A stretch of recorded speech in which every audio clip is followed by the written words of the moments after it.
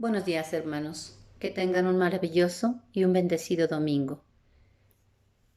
Dios cuide de ustedes y de sus familias en estos tiempos tan difíciles que estamos atravesando. La Iglesia Bíblica Bautista, gracia de Dios, les da la bienvenida a esta prédica del domingo. Oremos. Amado Padre, tú siempre tan dispuesto a aliviarnos en cualquier situación y necesidad que tengamos. Incondicional es tu amor a nuestro favor. Te pedimos por los enfermos y por las personas que están pasando por diversas situaciones que les impiden gozar de una vida en plenitud. Que tengas misericordia de ellos, Señor. Te lo pedimos, te lo rogamos, en el nombre de tu Hijo Jesús. Amén. Dice Efesios 2, capítulo 2, versículos 4 y 5, pero Dios, por su gran misericordia, por el gran amor con que nos amó, aun estando muertos en nuestros delitos y pecados, nos dio vida juntamente con Cristo. Por gracia somos salvos.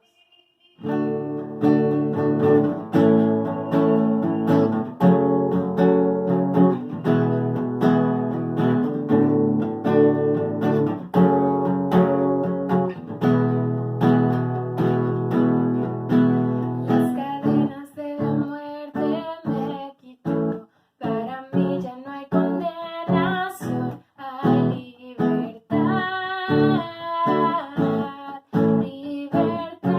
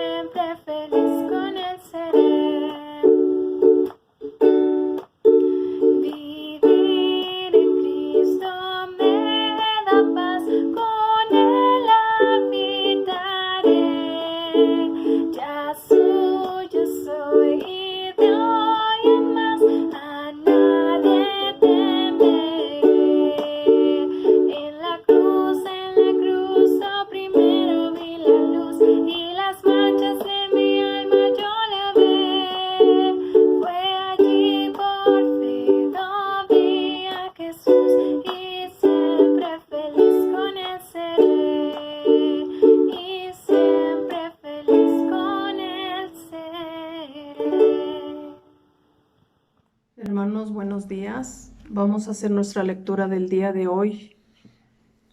Vamos a abrir nuestras Biblias a la epístola del apóstol Pablo a los Efesios, en su capítulo número 2, y vamos a leer del verso número 1 al verso número 10.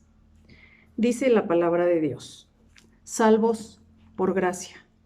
Y Él nos dio vida a vosotros, cuando estabais muertos en vuestros delitos y pecados, en los cuales anduvisteis en otro tiempo, siguiendo la corriente de este mundo, conforme al príncipe de la potestad del aire, el espíritu que ahora opera en los hijos de desobediencia, entre los cuales también todos nosotros vivimos en otro tiempo, en los deseos de nuestra carne, haciendo la voluntad de la carne y de los pensamientos, y éramos por naturaleza hijos de ira, lo mismo que los demás.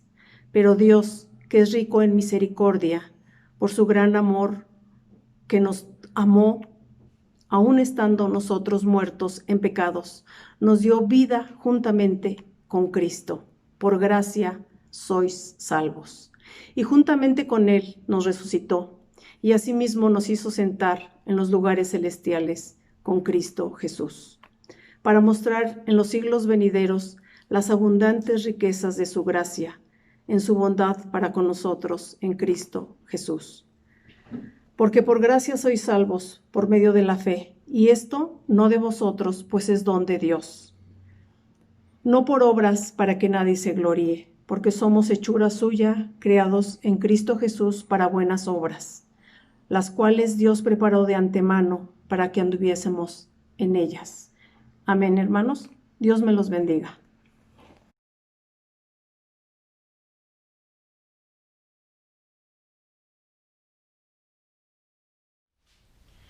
Iglesia, continuamos con nuestra serie basada en la carta a los Efesios, la cual titulamos La Carta Suprema.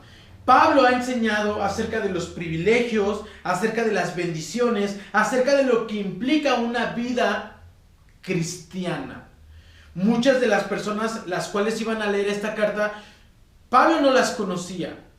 Pero él había escuchado de su fe y había oído que eran una iglesia que creía en Cristo y que manifestaba su fe a través de obras de amor, a través de obras de amor. Y el pasaje que acabamos de leer, hermanos, no se queda atrás. El pasaje que acabamos de leer implica lo que es un antes y un después. Lo que es un parteaguas en la vida de una persona o de cualquier creyente.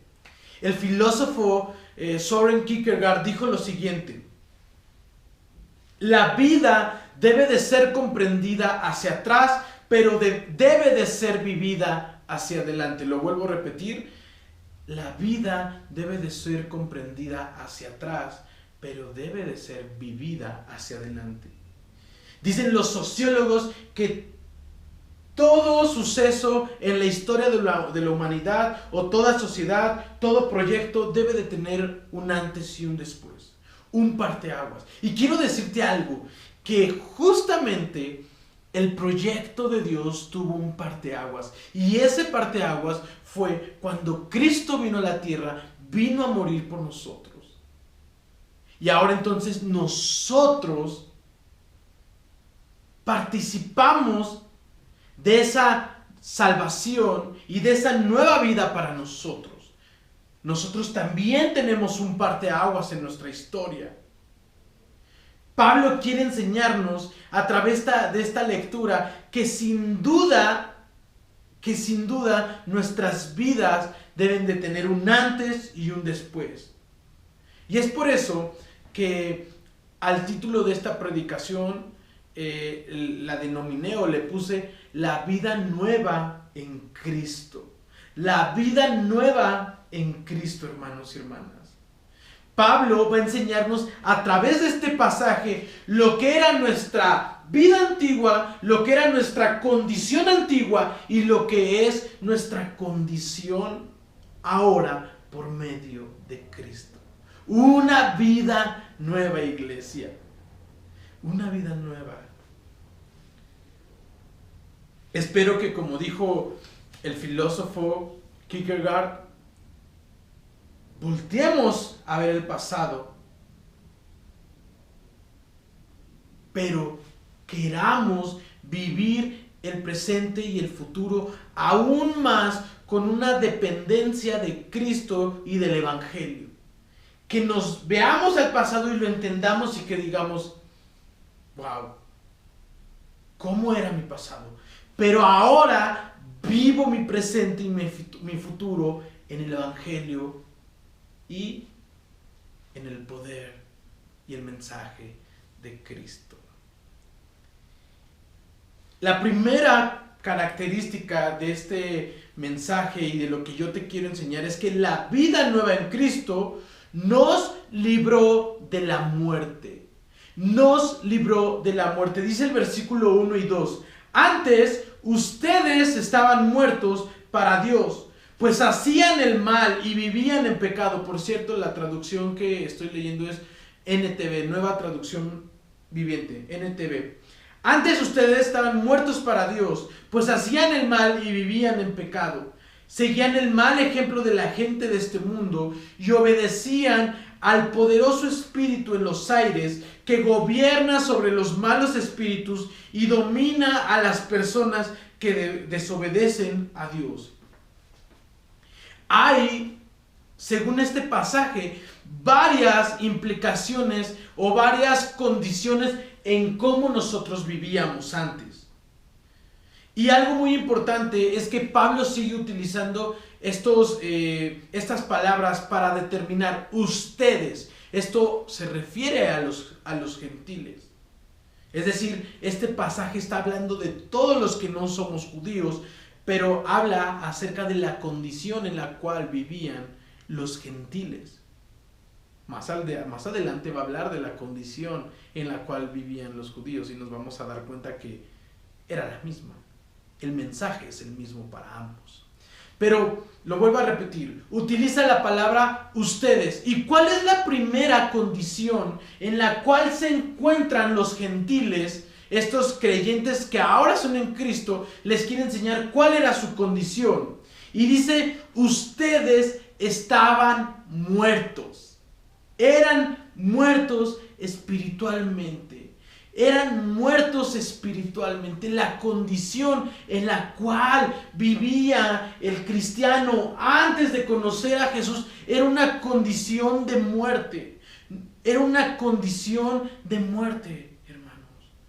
La vida nueva en Cristo nos libró de la muerte.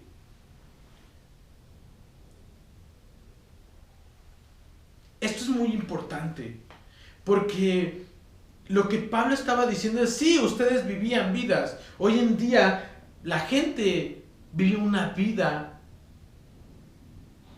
en donde salen a comprar, salen a trabajar, etcétera, etcétera. Pero espiritualmente están muertos. Espiritualmente están muertos. Tú y yo, antes de conocer a Cristo, nuestra vida era como la de un muerto, muertos espiritualmente.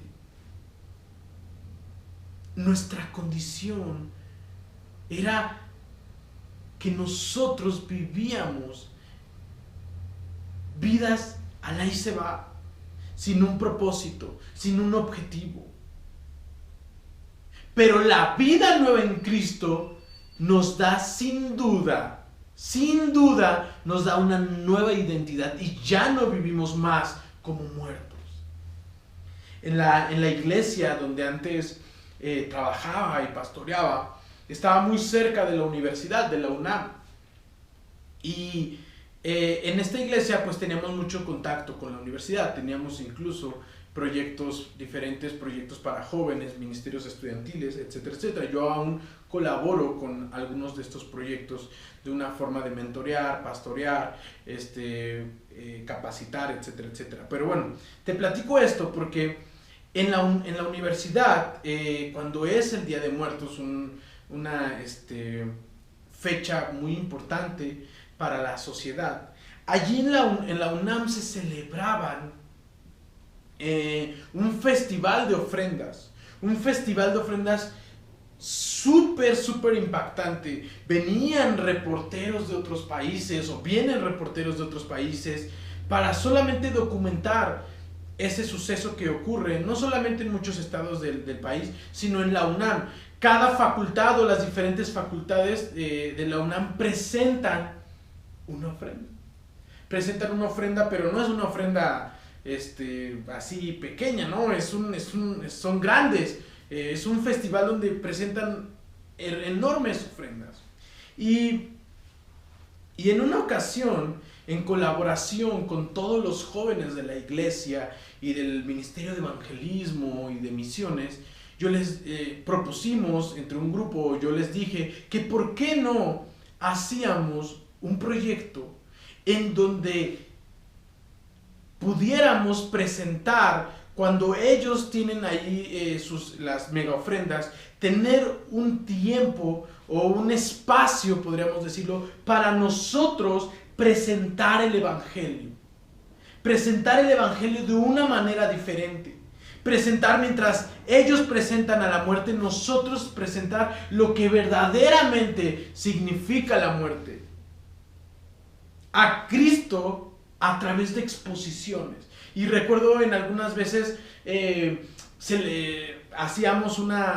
teníamos un espacio, un tiempo, ya sea en la iglesia o afuera, y a veces presentábamos a Cristo a través de obras, lo vuelvo a repetir, o de exposiciones. Y en una ocasión recuerdo que una de las cosas que hicimos fue que hicimos una obra en donde estábamos representando la muerte de Satanás. Cuando Cristo triunfó en esa cruz. Y era bien padre porque la gente, al salir de ese espacio, de ese tiempo que teníamos, iban con un cambio de lo que implicaba la muerte. Tal vez nunca se habían puesto a pensar en eso. Y era increíble cómo las personas se iban con un pensamiento diferente, con un planteamiento diferente de esa fecha, y de haber sido confrontados con el concepto de la muerte. Pablo estaba con este pasaje escribiendo a la iglesia, diciéndoles lo que la muerte implicaba antes de conocer a Cristo y que observaran y vieran lo que implicaba esa condición. Lo que hoy yo quiero dejarte con este mensaje es lo mismo. Nuestra condición antes de ser creyentes en Cristo era de muerte. Era de muerte. Ahora, hay tres formas en cómo este pasaje refleja que nuestra condición nos llevaba a la muerte. Nos llevaba a la muerte. Y la primera característica de esta muerte es que nosotros vivíamos en pecado. Nosotros vivíamos en pecado. El pecado, hermanos, infecta todo. El pecado, hermanos, es lo más desastroso que el ser humano puede vivir. Pablo habla de la condición en la cual todos estos cristianos vivían antes. Una condición en donde el pecado era su estilo de vida. La muerte espiritual de todos estos creyentes antes de Cristo era por el pecado en sus vidas. Hay una gran diferencia entre batallar con el pecado y otra con practicar el pecado, vivir una vida día a día pecaminosa. Nosotros seguimos batallando con el pecado, pero el pecado ya no nos controla. Pero lo que Pablo estaba enseñando es que ustedes antes de conocer a Cristo vivían plenamente una vida en pecado y esto implicaba muerte. Esto implicaba muerte, hermanos. El pecado infecta a todo el mundo. Sea cual sea su descendencia racial, el pecado infecta a todo el mundo. El primer paso para que tú y yo podamos experimentar cada día una vida plena en Cristo, un antes y un después, es que tú sepas que eres un hombre pecador. Eres un hombre que falla, eres un hombre que batalla con muchas cosas, eres un hombre que es débil. Y es cierto, somos débiles.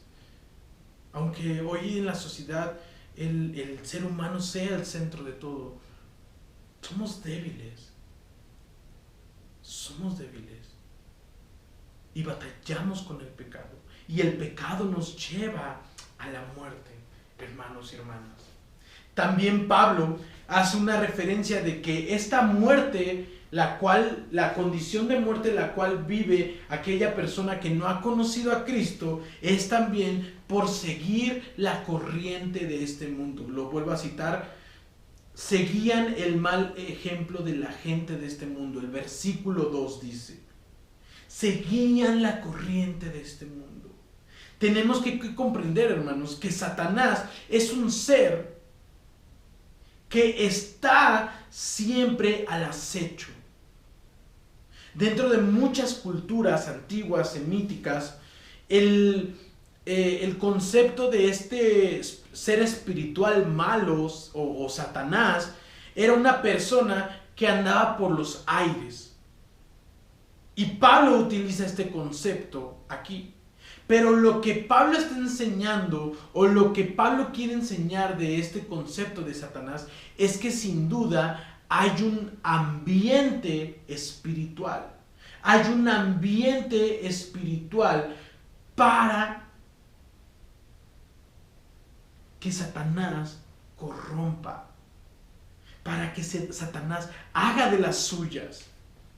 Hay una atmósfera en donde Satanás y su ejército quiere dominar y quiere tener el control. Tenemos que entender como cristianos, hermanos, que sin duda hay, lo vuelvo a repetir, hay una atmósfera espiritual en donde Satanás quiere gobernar. Y que gobierna también en muchos aspectos. En muchos aspectos. Ahora, algo importante de este pasaje es que dice este versículo que el mundo está gobernado por Satanás. Y quiero decirte algo muy importante. Como creyentes en Cristo debemos entender que el mundo fue dado por Dios, el mundo fue creado por Dios, el mundo fue hecho por Dios. Y a veces cuando pensamos en cosas que hace el mundo, lo satanizamos todo. Y yo por eso quiero que nosotros como iglesia tengamos un equilibrio, porque no todo lo que pasa allá afuera es malo. Hay muchas cosas malas, hay muchas cosas en donde el obrar de Satanás está presente, sí, pero no todo allá afuera es malo. Pero sin duda tenemos que saber esto, hermanos.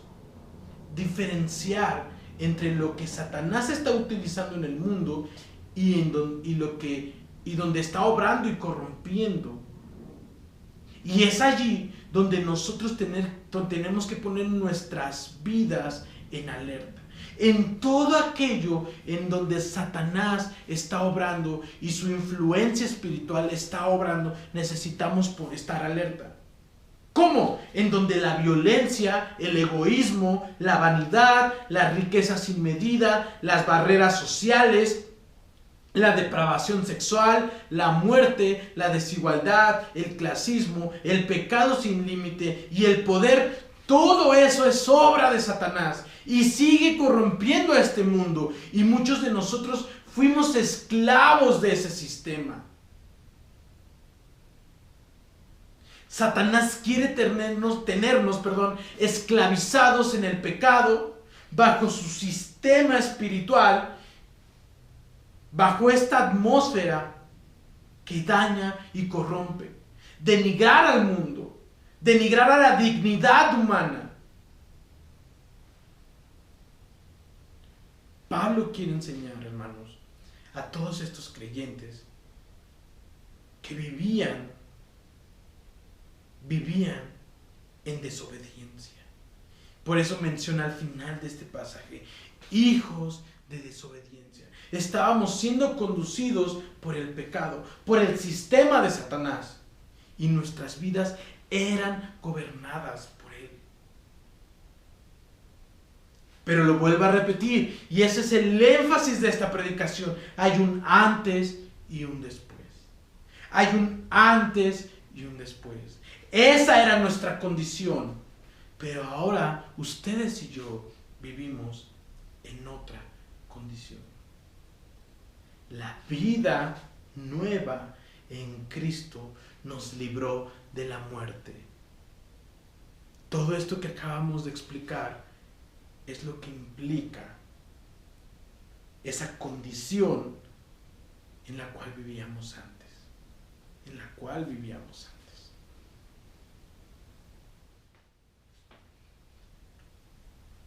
La segunda verdad que nos enseña este pasaje es que la vida nueva en Cristo nos libró de la perdición. Nos libró de la perdición. Dice el versículo 3. Antes nosotros nos comportábamos así y vivíamos obedeciendo a los malos deseos de nuestro cuerpo y nuestra mente. Con justa razón merecíamos ser castigados por Dios como todos los demás. Nuevamente Pablo, como hace rato lo explico, para hablar de los gentiles dice ustedes, vosotros, pero para hablar de los gentiles dice nosotros. Y Pablo, hermanos, quería ser claro diciendo que nadie está exento del pecado. Todo ser humano es pecador, sea judío o no sea judío. Y Pablo les está diciendo, ustedes es cierto vivían en muerte, pero yo también vivía en pecado y vivía en muerte. Pablo también vivía en pecado y en muerte. Los judíos, aquellos judíos antes de ser creyentes en Cristo, vivían en los deseos de su carne. A través de sus deseos, de su mente, el pecado era reflejado. El mal era reflejado. Y quiero citarte una frase o un concepto de cómo se puede explicar la carne. Este es un concepto que Pablo utiliza en diferentes argumentos, en diferentes cartas, la carne. Y quiero citarte esto para que tú puedas tener un concepto mucho más amplio y algo mucho más entendible de lo que implica la carne. Y fíjate, la carne es cuando nuestras vidas se dejan llevar por las pretensiones del mundo. En la carne damos nuestro asentimiento al mundo y en el mundo a la carne. La carne es hacer los deseos egoístas de mi vida. El mundo a través de mi carne se muestra como aquel poder externo amenazador y seductor que me reclama para sí. Yo con mi existencia caprichosa y egoísta busca el bien para sí mismo o para mí mismo. Y yo me entrego a mi carne, a la existencia egoísta cuando doy oídos a las pretensiones engañosas de aquel que no lo es. Cuando yo presto mis oídos al sistema y al mundo del sistema. Esto es lo que significa ser una persona, hermanos, ser una persona que se deja guiar por la carne, que se deja guiar por el mal, que se deja guiar por su condición egoísta, que se deja guiar por querer algo que afecte a los demás, por quererse sentir, como dicen por ahí, la última Coca-Cola del mundo. Tú y yo batallamos con nuestra carne. Ahora tenemos una nueva condición en Cristo, sin duda, pero seguimos batallando. Y hay aspectos en nuestras vidas que debemos de dejar a un lado, que debemos de reconocer y dejar a un lado para vivir la plenitud en Cristo Jesús, hermana y hermana. La vida nueva en Cristo. La vida nueva en Cristo, hermano y hermana, nos libró de la perdición de esto que se llama carne, dice Pablo. Se llama carne.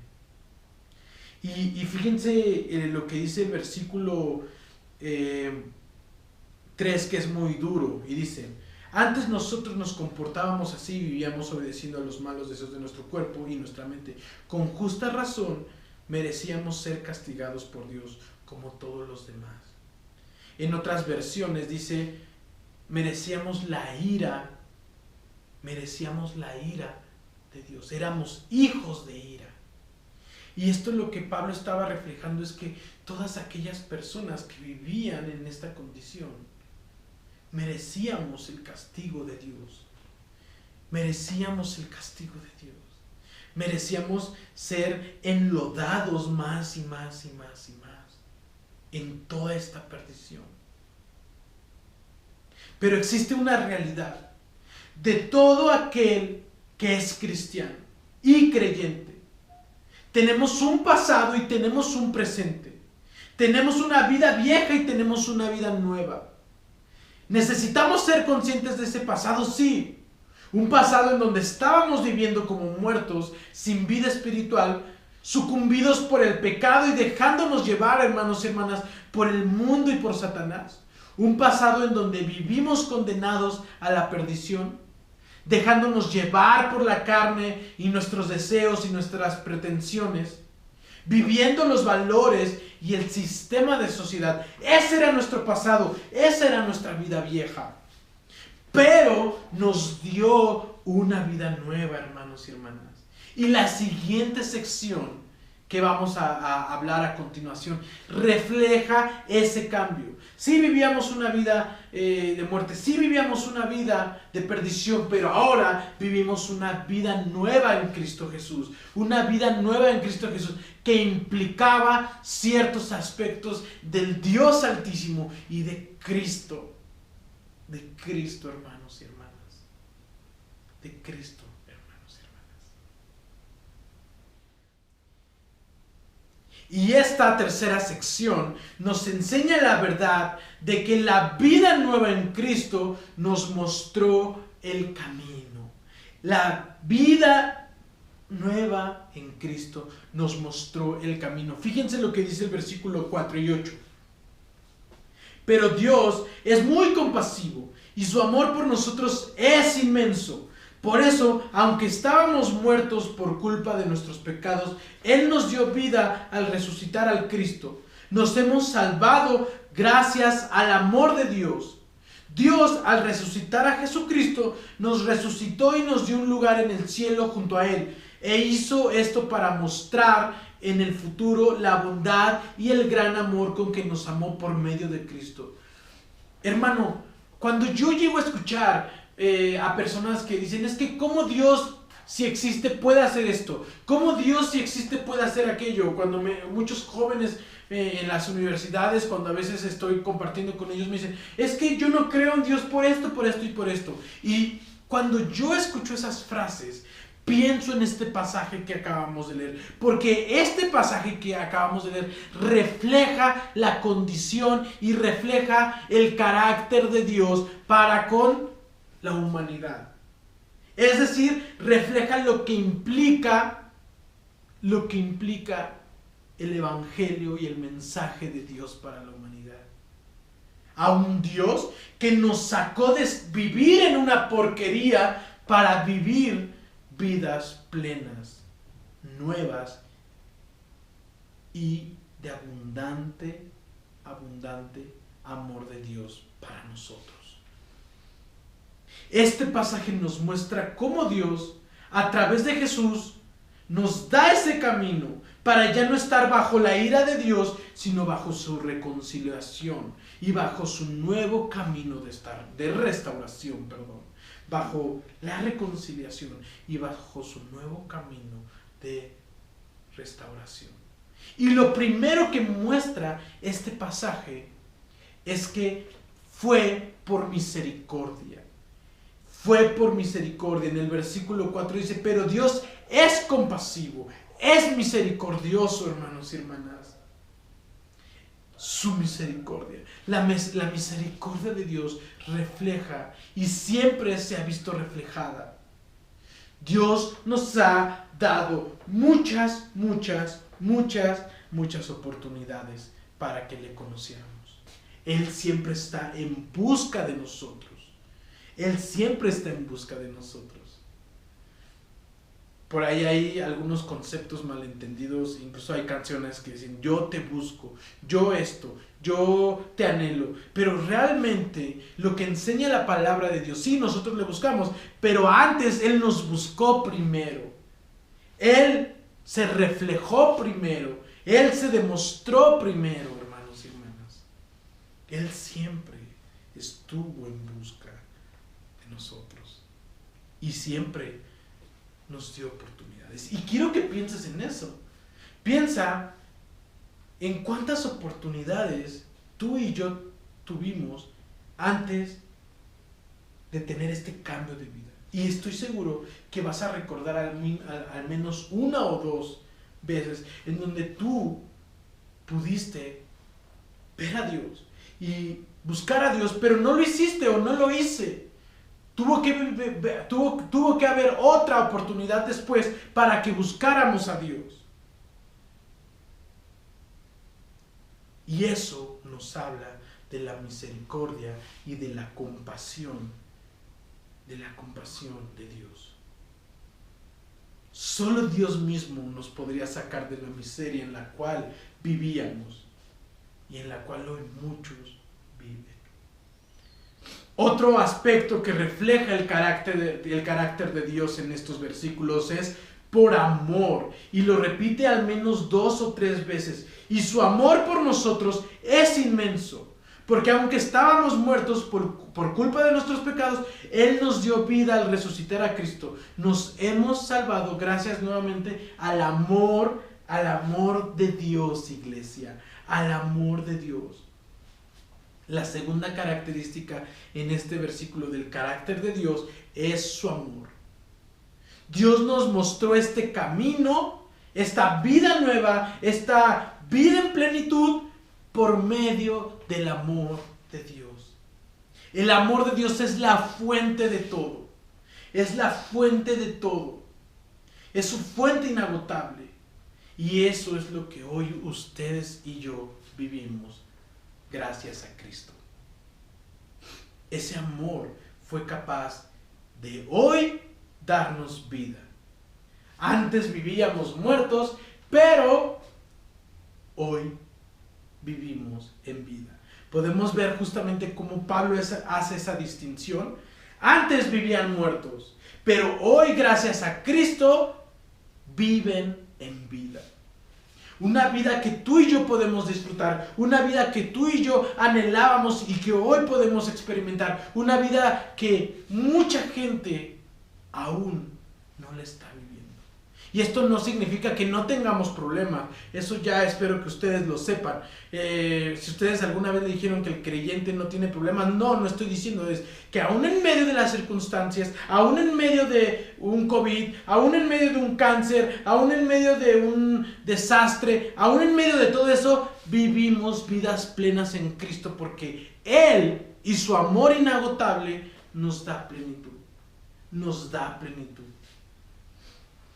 Algunos exegetas y eruditos mencionan que cuando se está refiriendo a esta vida nueva en Cristo, se está también introduciendo a lo que ahora la Iglesia Universal de Cristo es.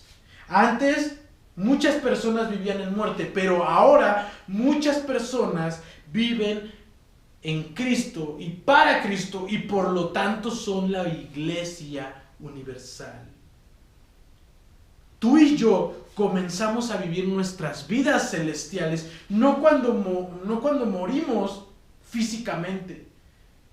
No, nuestras vidas celestiales, y esto me gustaría que te lo aprendieras, nuestras vidas celestiales las empezamos a vivir desde el momento en donde tú y yo conocemos a Cristo Jesús. En el momento en donde tú y yo aceptamos de Cristo Jesús. En el momento en donde tú y yo creemos y servimos a Cristo Jesús.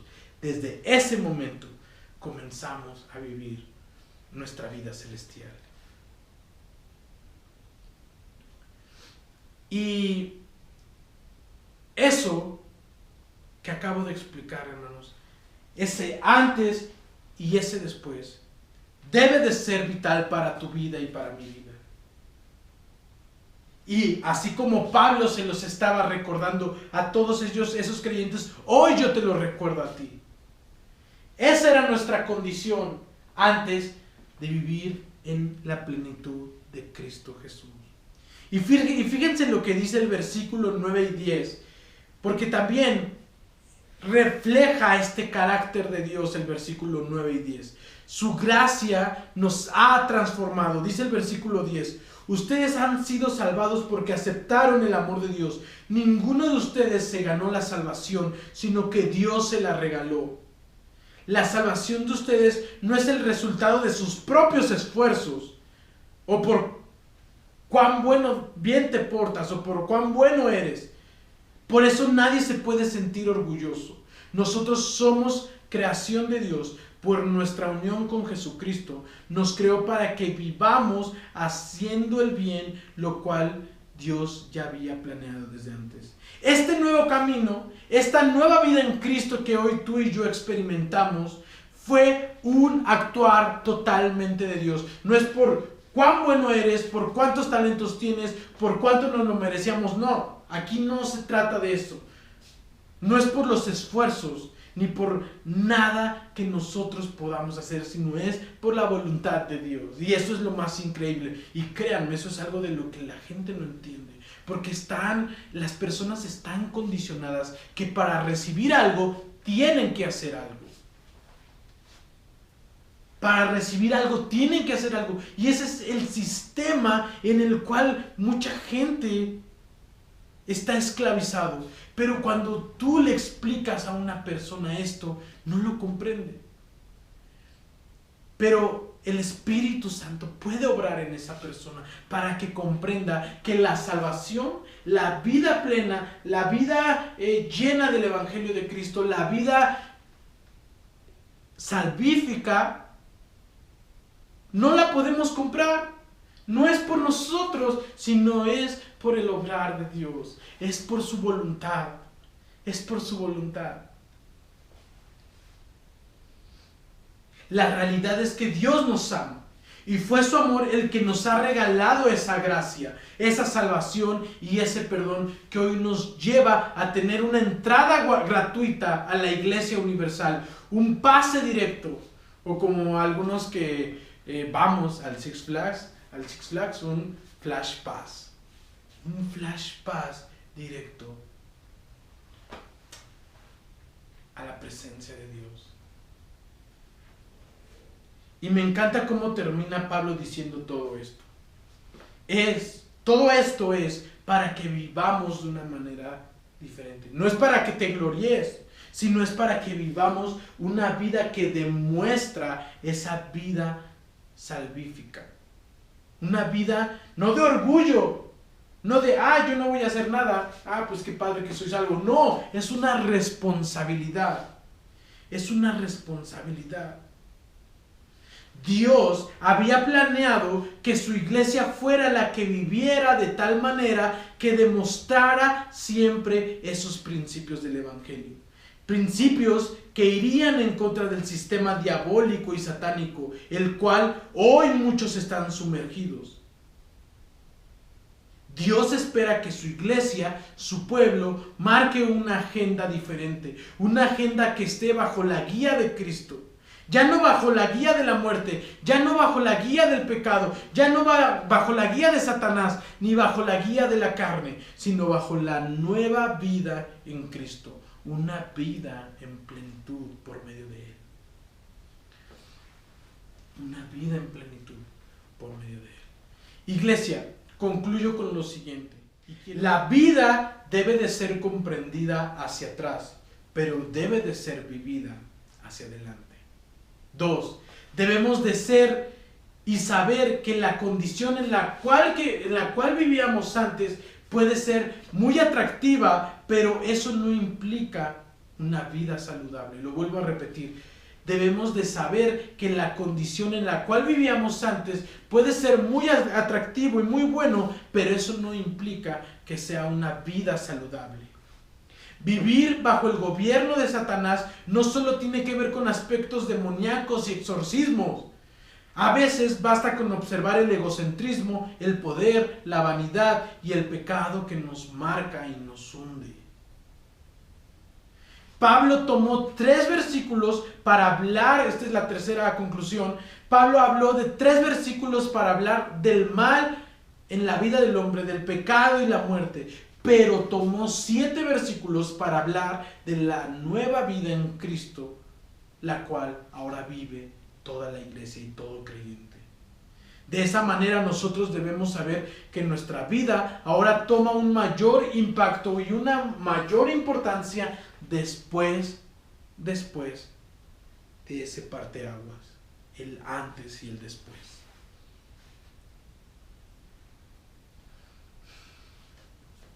Y la quinta conclusión, necesitamos trastornar al mundo porque hemos sido transformados por su gracia. Iglesia, esta nueva vida en Cristo es por obrar de Dios. Pero eso no significa que no tengamos una responsabilidad. Debemos vivir cada día bajo esa gracia, bajo ese perdón, bajo esa reconciliación, iglesia, y transformar y trastornar porque hemos sido transformados. La vida nueva en Cristo. Una vida que nos libró de la muerte, del pecado, y ahora nos enseña el camino. Un camino a su gracia, su misericordia y su amor. Dios les bendiga, iglesia.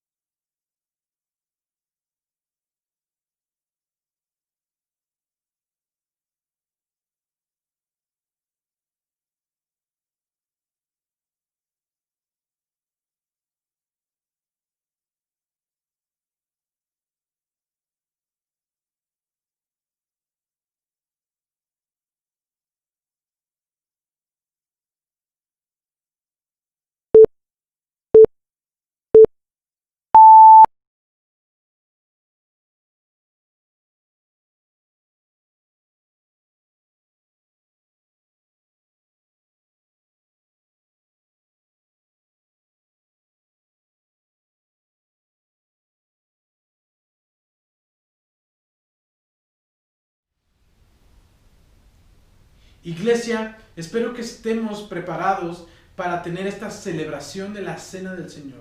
Una celebración importante, una celebración que refleja esta tradición que Cristo vino a dar a todos aquellos que hemos sido sus discípulos y discípulas. Es una celebración y tenemos que estar contentos, tenemos que estar agradecidos por este tiempo, porque lo vuelvo a repetir, es importante, pero también refleja una responsabilidad, un conocimiento de aquellos que somos cristianos con el cuerpo de Cristo, que es la iglesia. Y quiero comenzar justamente mencionar los versículos después que Pablo enseña y que Pablo refleja esta tradición. Fíjense lo que dice: por este motivo examínense cada uno a sí mismo, y entonces coma de este pan y beba de esta copa. Porque el que come y bebe de él, no siendo digno, come y bebe condenación para sí mismo, por no discernir el cuerpo del Señor. Y lo que Pablo estaba diciendo aquí es que más allá de confesar nuestros pecados, si estamos viviendo una vida digna de Cristo, que eso es algo que tenemos que hacer todos los días, hermanos, confesar lo que hemos hecho, confesar nuestra maldad, confesar algún error que hemos tenido, eso es algo que tenemos que hacer cada día. Pero lo que Pablo está diciendo aquí es que necesitamos examinar si estamos verdaderamente comprometidos con la iglesia local y con la iglesia que es el cuerpo de Cristo. Hermano y hermana, ustedes existen para vivir en comunidad y existimos para crecer en comunidad y para exaltar el cuerpo de Cristo. Esta forma de celebrar la Cena del Señor, esta manera de hacerlo, refleja que ustedes y yo estamos comprometidos como iglesia local, sirviendo, amando y proclamando el Evangelio de Cristo. Porque si no, entonces la estamos tomando indignamente. Y yo espero que esto sea un recordatorio para tu vida y para mi vida de lo que implica, lo que significa y lo que simboliza esta celebración. Porque yo recibí de nuestro Señor lo mismo que les he transmitido, que nuestro Señor Jesús, la noche en la que fue entregado, tomó pan, y habiéndolo bendecido, lo partió y dijo: tomen, coman, este es mi cuerpo que por ustedes es partido. Así hagan en memoria de mí. Comamos, hermanos.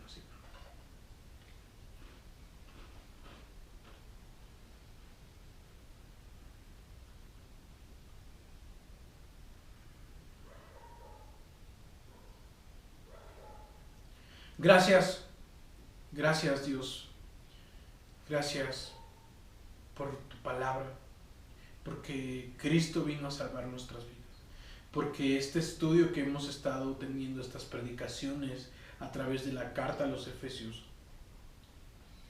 nos reflejan y nos hacen entender lo que implica el Evangelio, lo que implica esa iglesia a la cual tú le hablaste y ahora nos hablas a nosotros. Permítenos vivir y permítenos entender esas bendiciones, esos privilegios, pero también esa responsabilidad de todo creyente. Te amamos y te adoramos y creemos que tú, Señor, vienes a restaurar este mundo. Cristo viene a restaurarlo y algún día compartiremos y experimentaremos esta cena, pero con Él. Gracias Dios, gracias Jesús por tu mensaje, gracias por tu crucifixión. Asimismo les dijo también: la copa, tómenla Y dijo: esta copa es el nuevo pacto mediante mi sangre. Así hagan todas las veces en memoria de mí. Tomemos, hermanos.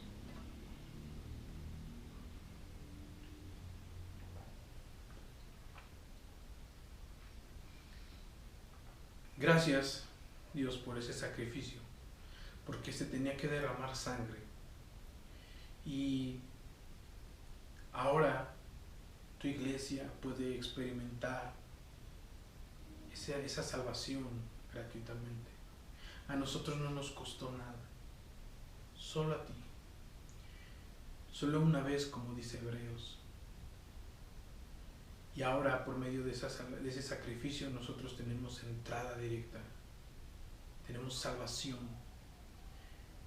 Agradecemos, Padre, por eso. No lo merecíamos, pero lo agradecemos. Gracias por ello.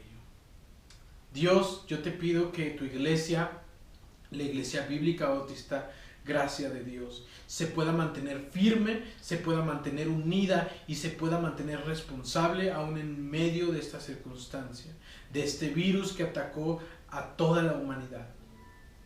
Yo te pido que tu iglesia siga siendo ferviente en adoración a ti y que podamos reflejarlo a cada persona que se acerque a nosotros. Queremos ser una iglesia comprometida, una iglesia viva y una iglesia que represente tu ciudadanía y tu reino en este mundo. Damos gracias a Dios por ello. Te alabamos y te adoramos en el nombre de Cristo Jesús. Amén.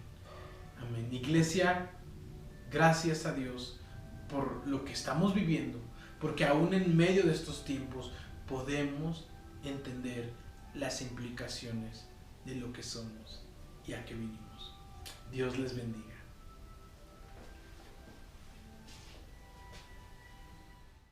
Hola hermanos, les voy a dar los anuncios. De lunes a viernes va a haber devocionales